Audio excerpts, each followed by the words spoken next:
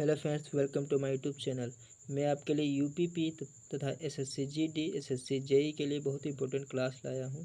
जैसा कि आप लोग देख सकते हैं, ज्योग्राफी, जी हाँ, भूगोल, विश्व का भूगोल के बारे में आज चर्चा करेंगे। बहुत ही इंपॉर्टेंट क्लास है। यह सभी क्लासें आपकी घटना चक्र से ली गई हैं। तो शुरू करते हैं आज की क्लास। शुरू करने से पहले आप हमारे यूट्यूब चैनल पर अगर नए आए हैं तो पहले यूट्यूब चैनल को सब्सक्राइब कर लीजिएगा, बेल आइकन को प्रेस कर लीजिए ताकि आने वाली सभी क्लासेस के नोटिफिकेशन आपके पास पहुंचते रहें। तो शुरू करते हैं आज की क्लास। आज हम लोग ब्रह्मांड के बारे में विस्तार से बताएंगे। यूनिवर्स, ब्रह्मांड को क्या कहते हैं इंग्लिश में? यूनिवर्स। तो शुरू करते हैं। पहला क्वेश्चन आपका, हमारे सौरमंडल के बाहर निम्नलिखित में से ऐसा कौन सा ग्रह है जो आमतौर पर हमारी आकाशगंगा में किसी अन्य तारे की परिक्रमा करता है? आपको बताना है ये क्या है। आंसर इसका हो जाएगा एक्सोप्लैनेट।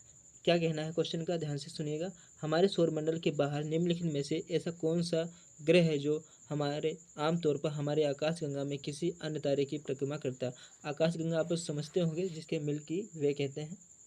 आइए जानते हैं आकाशगंगा के बारे में, थोड़ा बता भी देते हैं आप लोगों को। क्वेश्चन को देखते हैं। एक्सोप्लैनेट या एस्ट्रोलोसर क्या है? ग्रह हमारे सौरमंडल के बाहर स्थित एक ग्रह है जो सूर्य की परिक्रमा न कर अन्य किसी तारे की परिक्रमा करता है। एक्सोप्लैनेट का पता लगाने की पुष्टि पहली वर्ष 1992 में हुई थी। एक्सोप्लैनेट को दूरबीन से देखना बहुत कठिन होता है। वे उन सितारों की चमक में छिपे होते हैं जिनकी वे परिक्रमा करते हैं। आगे देखते हैं। क्वेश्चन नंबर आपका दूसरा है। ये आपके एसएससी सीएचएस में पूछा गया है। निम्नलिखित में से कौन सा गैलीलियन चंद्रमा है जिसे 1610 में इटली के खगोल शास्त्री, जिनका नाम था गैलीलियो गैलीली, ने घर में अपनी दूरबीन का उपयोग करके देखा था? आपको बताना है वह कौन सा क्या है गैलीलियन चंद्रमा है। तो ये सी, इसका नाम है गैनीमीड। बहुत ही इंपॉर्टेंट क्वेश्चन है आपका। इसके बारे में आइए थोड़ा सा और विस्तार से बताते हैं। बृहस्पति और सौरमंडल का सबसे बड़ा ग्रह है। यह हमारे सौरमंडल का सबसे भारी ग्रह पृथ्वी का द्रव्यमान से 300 गुना अधिक है।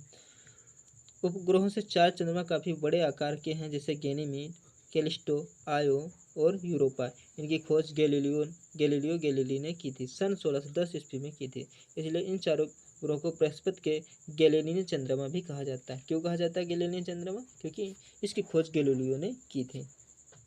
आगे देखते हैं। क्वेश्चन नंबर आपका 3। ये आपके एसएससी जीडी, एसएससी जेई और यूपीपीपी, जिसमें ज्योग्राफी पूछी जाती है, सभी के लिए इंपॉर्टेंट क्लास है। क्लास को ध्यान से देखिएगा। आइए देखते हैं क्वेश्चन नंबर 3।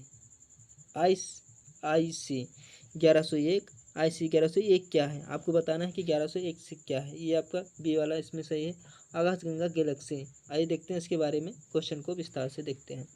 IC 1101 एक महाकाय अंडाकार आकाशगंगा है। मैंने पहले ही बताया, आकाशगंगा मिल्की वे को कहते हैं। IC 1101 एवल 2029 तक आकाशगंगा क्लस्टर के केंद्र में तथा सबसे बड़ी ज्ञात आकाशगंगाओं में से एक है। इसका प्रभामंडल इसके मूल के लगभग 600 किलो पारसेक यानी कि 2 मिलियन प्रकाश वर्ष तक फैला हुआ है। इसमें लगभग 100 ट्रिलियन सितारों का द्रव्यमान है। यह आकाशगंगा पृथ्वी से 320 मेगा पर पारसेक 1.04 बिलियन प्रकाश वर्ष पर स्थित है। आगे देखते हैं। क्वेश्चन नंबर आपका 4। बिग बैंग सिद्धांत। आपको बताना है कि बिग बैंग सिद्धांत की व्याख्या करता है। बिग बैंग सिद्धांत किसकी व्याख्या करता है? ब्रह्मांड की करता है, यानी कि यूनिवर्स की करता है। आइए देखते हैं। बिग बैंग थ्योरी जो आपको दी जाती है, काफ़ी पूछी जाती है आपकी। बिग बैंग विस्फोट सिद्धांत आधुनिक समय ब्रह्मांड की उत्पत्ति से संबंधित सर्वमान्य तथ्य है। यही सर्वमान्य आपका तथ्य माना जाता है कि ब्रह्मांड की उत्पत्ति कैसे हुई, क्योंकि बिग बैंग थ्योरी ही बताती है। इस विस्तारित ब्रह्मांड परिकल्पना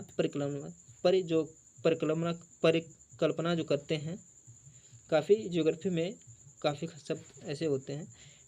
एडविन हबल ने सन 1920 में ब्रह्मांड के विस्तार संबंधी प्रमाण प्रस्तुत किए हैं।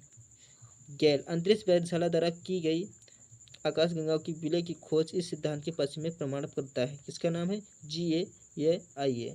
ठीक है, आगे देखते हैं। क्वेश्चन नंबर आपका 5। तारों का वर्ण निम्नलिखित में से किसका सूचक है? जो तारों का वर्ण है निम्नलिखित में से किसका सूचक है? आपको बताना है ताप का। ताप क्या है? तारे का वर्ण निम्नलिखित सूचक है। आइए देखते हैं इसको विस्तार से। सितारों का रंग उसके तापमान पर डिपेंड करता है, मतलब निर्भर करता है। वास्तव में विभिन्न तापमान वाले तारे भिन्न भिन्न प्रकार के रंग प्रदर्शित करते हैं। जैसे यदि कोई लाल तारा लाल रंग का दिखाई देता है, उसका तापमान 3000 के होगा। वास्तव में यह प्रक्रिया तारे द्वारा उत्सर्जित ऊष्मित रंगों पर डिपेंड करता है। अलग अलग तापमान वाले तारों का रंग अलग अलग होता है। जैसे 33,000 अपान 4,000 के ऊपर वाले तारों का रंग नीला और 10,000 से 30,000 के बीच का तापमान वाले रंगों का रंग नीला प्लस श्वेत का मिश्रण रंग का होता है। आगे देखते हैं क्वेश्चन नंबर आपका 6। ग्रीष्मकाल में रात के पहले प्रहर में देखने वाले प्रसिद्ध तारामंडल का किस नाम से जाना जाता है? आपको बताना है, उस तारामंडल का नाम बताना है जो ग्रीष्मकाल में रात के पहले प्रहर में देखने को मिलता है। आइए देखते हैं उसका नाम क्या है। सप्तऋषि तारामंडल, इसका नाम है सप्तऋषि तारामंडल। ये आपके एसएससी एमटीएस में पूछा गया फर्स्ट शिफ्ट में प्रश्न है।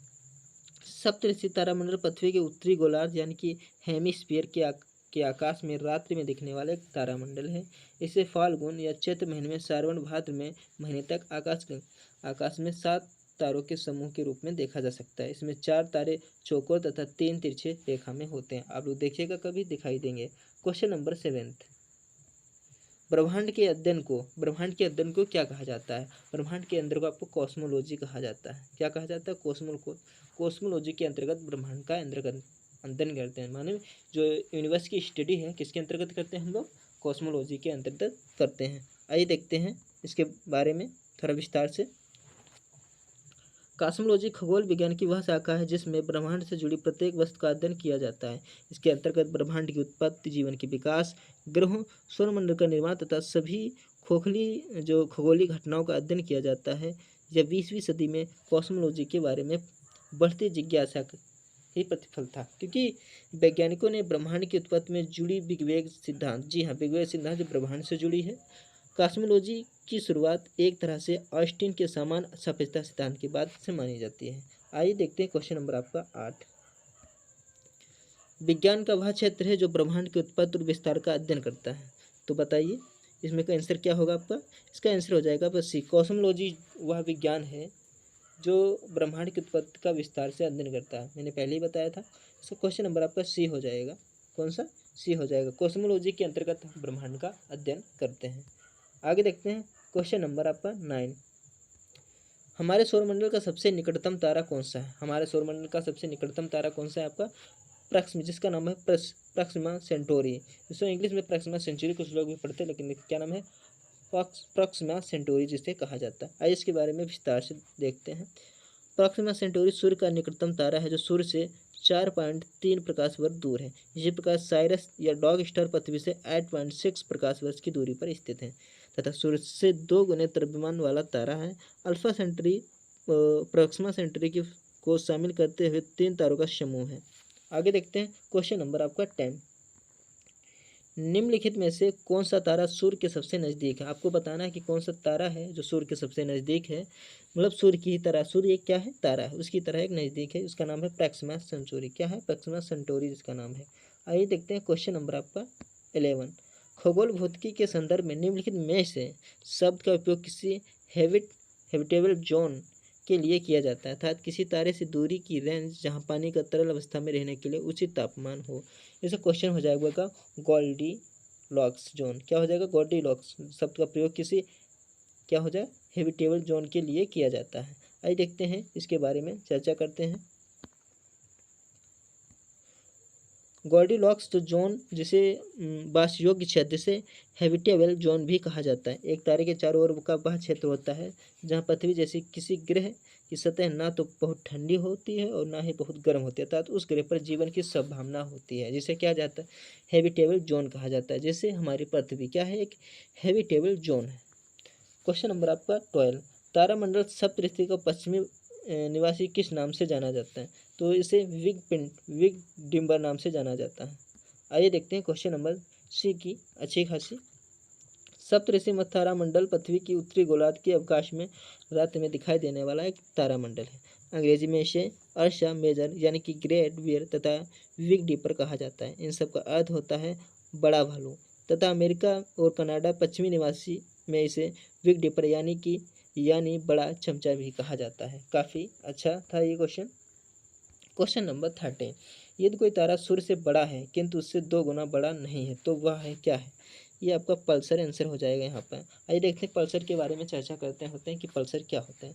कोई तारा जो सूर्य से बड़ा हो, समान रूप से सूर्य का 1.4 गुना, परंतु बहुत बड़ा ना हो, तो वह ईंधन हाइड्रोजन की समाप्ति पर केंद्राभिसारी गुरुत्वाकर्षण बल के कारण ढक जाता है। अधिक गुरुत्वाकर्षण जो बल के कारण ऊष्मा उत्पन्न होती है तथा बाहरी प्रत्यय सुपरनोवा विस्फोट से दूर चली जाती है तथा एक न्यूट्रॉन तारे के रूप में केंद्रित बचा रहता है। जो न्यूट्रॉन तारा घूमता रहता है उसे पल्सर कहा जाता है। आप लोग समझ गए होंगे कि पल्सर तारा किसे कहा जाता है। क्वेश्चन नंबर आपका 14 है, गैस धूल अरबों सितारों वाले विशाल संग्रह कहा जाता है। इनको क्या कहा जाता है? आकाशगंगा कहा जाता है, जिसे मिल्की वे इंग्लिश में बोलते हैं। आइए देखते हैं इसके बारे में, थोड़ी जानकारी लेते हैं अच्छे से। गैस, धूल और अरबों सितारों का एक विशाल संग्रह होता है जिसे कहा जाता है आकाशगंगा, जिसमें सभी तत्व गुरुत्वाकर्षण द्वारा एक साथ जुड़े होते हैं। इसे आकाशगंगा कहा जाता है, यानी कि मिल्की वे कहा जाता है। इसमें कोई ग्रह एवं पिंड शामिल होते हैं। क्या होते हैं? इसमें कई ग्रह होते हैं, कई पिंड शामिल होते हैं। आकाशगंगा शब्द ग्रीक भाषा से लिया गया है, जिसका शाब्दिक अर्थ है दूधिया।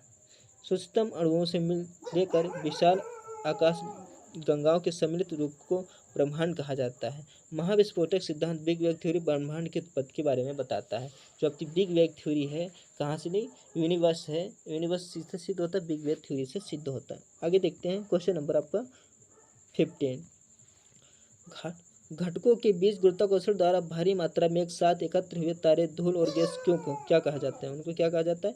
आकाशगंगा कहा जाता है। क्वेश्चन आपका 16, क्वेश्चन नंबर 16 के बारे में बात करेंगे। निम्न में से कौन सी हमारी निकटतम ज्ञात यानी कि आकाशगंगा यानी कि गैलेक्सी है? उस गैलेक्सी का आपका नाम बताना है। उसका नाम है आपका कैनिस मेजर डॉर्फ गैलेक्सी। क्या नाम है? कैनिस मेजर डॉर्फ गैलेक्सी नाम है उसका। क्वेश्चन नंबर आपका 17 के बारे में देखते हैं। निम्नलिखित में से कौन सी इकाई खगोलविदों द्वारा बड़े स्टेलर और एक्स्ट्रा गैलेक्टिक दूरी को मापने के लिए उपयोग किया जाता है? इसका नाम क्या है आपका? डी, प्रकाश वर्ष। प्रकाश वर्ष क्या है? सूर्य की जो दूरी होती है वो प्रकाश वर्ष से नापी जाती है। क्वेश्चन नंबर आपका 18, सौरमंडल के बाहर सीरियस नामक चमकीले तारे को क्या कहते हैं? तो क्या कहते हैं? डॉर्क स्टार कहते हैं। तो डॉर्क स्टार किसे कहते हैं? आप लोग समझ गए होते हैं। जो सीरियस नामक चमकीला तारा होता है उसे डॉर्क स्टार कहते हैं।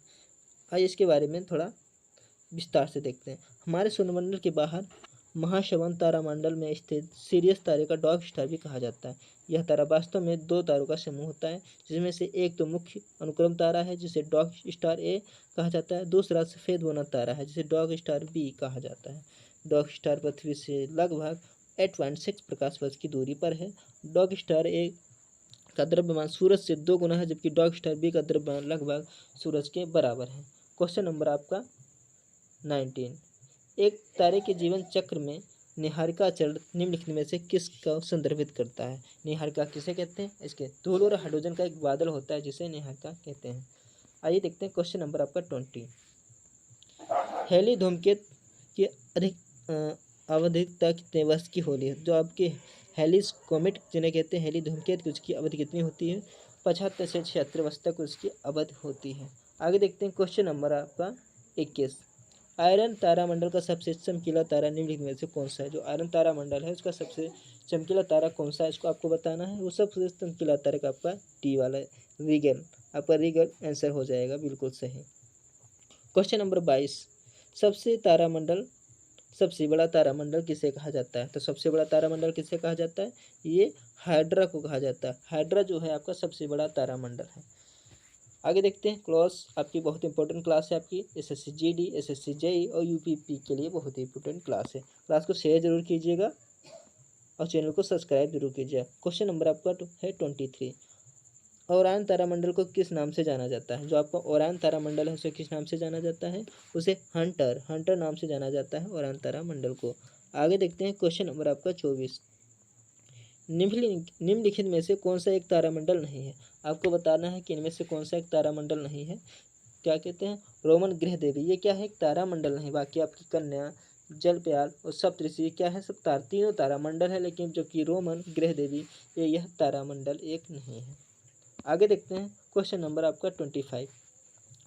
निशाकाश यानी कि रात्रि आकाश में चमकने वाले पिंडों को किस नाम से जाना जाता है? जो हमारे आंखों से रात्रि में चमकने वाले पिंड होते हैं, जो देखते हैं, उन्हें क्या कहा जाता है? उनको कहा जाता है खगोलीय पिंड। आप लोग समझ गए होंगे कि खगोलीय पिंड किसे कहा जाता है। इसके बारे में चर्चा करते हैं विस्तार से थोड़ा। सूर्य, चंद्रमा तथा वे सभी वस्तुएं जो रात के समय आसमान में चमकती हैं, खगोलीय पिंड कहलाती हैं। जिन खगोलीय पिंडों में अपना प्रकाश एवं ऊष्मा नहीं होती है, वे पिंड ग्रह एवं उपग्रह कहलाते हैं। मतलब जिनका ऊष्मा कोई नहीं यानी कि प्रकाश नहीं होता है, उन्हें ग्रह या उपग्रह कहा जाता है। पृथ्वी क्या है? एक उपग्रह है जो ऊष्मा एवं प्रकाश के लिए सूर्य पर निर्भर करता है, यानी उस पर डिपेंड है। क्वेश्चन नंबर आपका 26। निम्न में से कौन सा तत्व हमारे ब्रह्मांड में सर्वाधिक बहुतायत मात्रा में पाया जाता है? तो डी, हाइड्रोजन हमारे ब्रह्मांड में सर्वाधिक पाया जाता है। आज की क्लास हमारी यहीं तक, जो यूनिवर्स की थी यानी कि ब्रह्मांड की थी, ज्योग्राफी की। ऐसी क्लासें देखने के लिए आप हमारे यूट्यूब चैनल को सब्सक्राइब करें और बेल आइकन को प्रेस करें, ताकि अगले आने वाले वीडियो के जो नोटिफिकेशन है आपके मोबाइल पर पहुंचते रहें और समय से आप क्लास को देखते रहें। ये आपकी क्लास से आपकी specially UPP, SSC GD, SSC JE, all exams जिसमें ज्योग्राफी पूछी जाती है, सब में सहयोग सिद्ध होगी। तो ऐसी क्लासें देखने के लिए आप हमारे